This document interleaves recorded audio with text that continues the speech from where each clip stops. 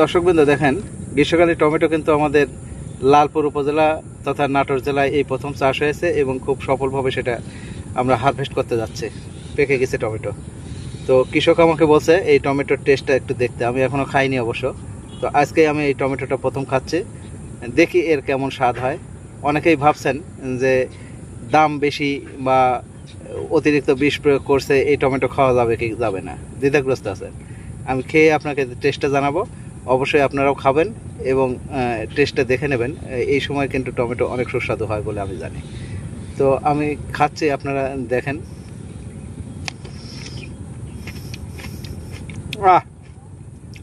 কি মজাদার একটা ফ্লেভার, হালকা একটু টক আর মিষ্টির আভাটা আছে, খুবই চমৎকার। এক কথায় না খেলে আপনি বিশ্বাস করতে পারবেন না যে এর এত টেস্ট। এটার কিন্তু খুব সুন্দর। না খেলে ভুল করবেন, খাবেন, কিনবেন, খাবেন। এবং গাছে পাকা টমেটো যদি খোঁজ আপনার না থাকে, আমাদের সাথে যোগাযোগ করে কিন্তু এখান থেকে টমেটো আপনি নিতে পারবেন। এটা কিন্তু 100% নিরাপদ করে আমরা তৈরি করছি। আর আজ থেকে 7-8 দিন, 10 দিন, 20 দিন হয়ে যাচ্ছে, এর কোনো বিষ প্রয়োগ করা হয়নি।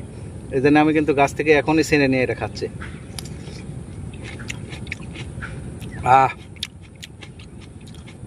ধন্যবাদ দর্শক, ভালো থাকবেন সকলে। গ্রীষ্মকালীন টমেটো খাবেন, সুস্থ থাকবেন 12 মাস। শহীদুল ভাই, এগুলো কি ঝুলছে? এগুলো আছেন টমেটো, গ্রীষ্মকালীন বাড়ি 8 টমেটো। কেমন দাম? দাম 160 থেকে 180 টাকা কেজি। তাই? বিক্রি করেছেন? বিক্রি হয়েছে। কত টাকার বিক্রি হয়েছে? 1 মণ বিক্রি হয়েছে। তাতে কি মনে হচ্ছে আপনার? আপনার ভালো, আপনার ওই সিজন তো 200 মণ মতো বিক্রি করেনি, ফেলা দিছে। তাই? আর এখন তো কারাগারি বাজারে। তাই? বাজারে চাহিদা বেশি। বিদেশ যাওয়ার দরকার আছে না? মানুষ টাকা খরচ করে বিদেশ যায়, তার কি দরকার আছে? দেশেই তো। এগুলো কি টমেটো না টাকা? টাকা। আপনার এমন 1 বিক্রি করলে 8 থেকে 10 লাখ টাকা বিক্রি করার বিষয় না।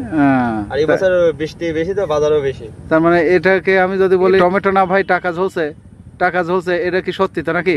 হ্যাঁ, মালও ধরেছে প্রচুর। এই যে হরমন্দাতে মালে ঝুলে আছে, তাবুত ভই একই রকম। আচ্ছা, আপনার জন্য অসংখ্য শুভকামনা থাকলো। একটা টমেটোর ওজন কত হতে পারে? এটা 100 গ্রাম বেশি হওয়ার কথা। 100 গ্রামের বেশি একটা গ্রীষ্মকালীন টমেটো মানে একটা কিন্তু বিশাল ব্যাপার। এবার ধরে ভিতরে শির আছে না, একবার খালি হালকা মাছ করে শেষ। পাতায় বা গাছের গোড়ায় বা ডালে স্প্রে করেন, তাহলে কিন্তু সেক্ষেত্রে সেটা কার্যকর হবে না।